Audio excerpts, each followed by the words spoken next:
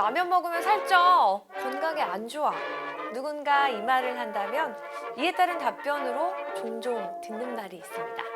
야, 라면 개발한 사람은 장수했대. 그럼 이 사람은 누굴까요?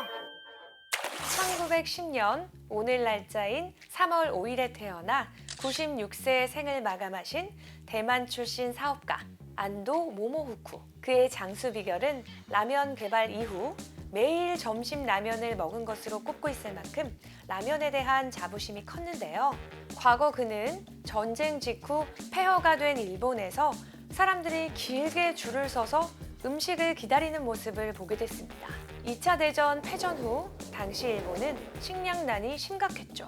미국에서 밀가루를 지원받았지만 빵은 일본인의 입맛에 맞지 않았거든요.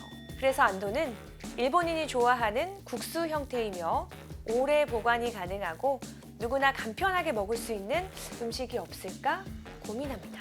그렇게 그는 오사카의 작은 창고에서 무려 1년 넘게 실험을 반복하죠. 튀기는 방식으로 수분을 날려 보존성을 확보하는 방법을 찾아냈고 1958년 세계 최초의 인스턴트 라면 치킨 라멘을 출시합니다.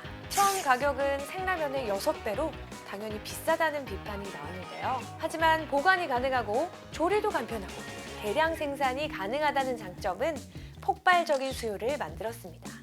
그 후 10여 년이 지난 1971년 컵에 담긴 라면, 컵누들이 등장하면서 라면은 전 세계로 확산되죠. 컵누들 출시가 당시 일본 경제에 미친 영향은 적지 않았는데요. 1960에서 70년대 일본은 고도 성장기였습니다.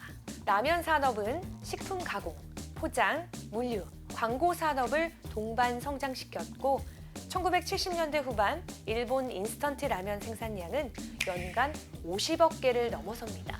당시 시장 규모는 수천억엔 수준으로 현재 가치로 환산하면 수조 원대 산업으로 평가받고 있죠. 단순한 음식이 아니라 전후 일본의 저가, 대량 생산 소비재 모델을 상징하는 상품이 된 겁니다. 그렇다면 우리나라는 어떻게 라면을 만들게 됐을까요?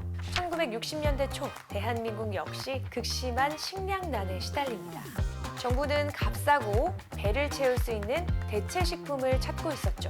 이때 일본의 기술을 참고해 1963년 삼양식품이 국내 최초로 인스턴트 라면을 출시합니다. 초기 개발 과정에서 최초 인스턴트 라면 개발자인 안도 모모후쿠 측이 기술 자문과 설비 관련 도움을 줬다는 일화가 전해지기도 했죠. 이 당시 아시아 국가들이 식량 문제를 해결하기 위해 서로의 기술을 공유하던 시기였으니까요. 하지만 한국 라면은 일본과는 달랐습니다. 더 맵고 더 강하고 더 자극적인 맛, 이 차별화가 훗날 세계 시장에서 강점이 됩니다.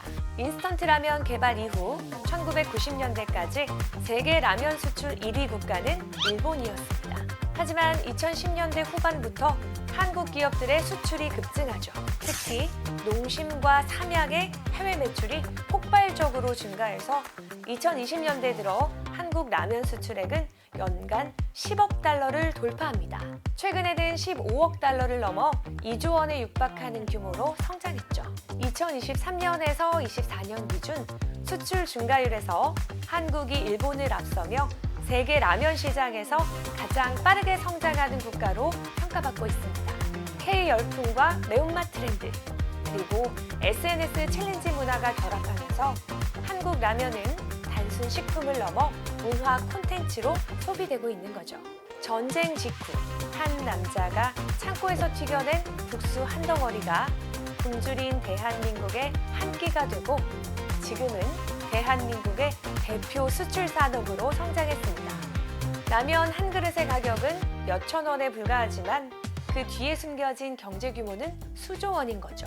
이 작은 면발이 한 나라의 경제를 바꾸고 또 다른 나라의 수출 지도를 바꿨습니다.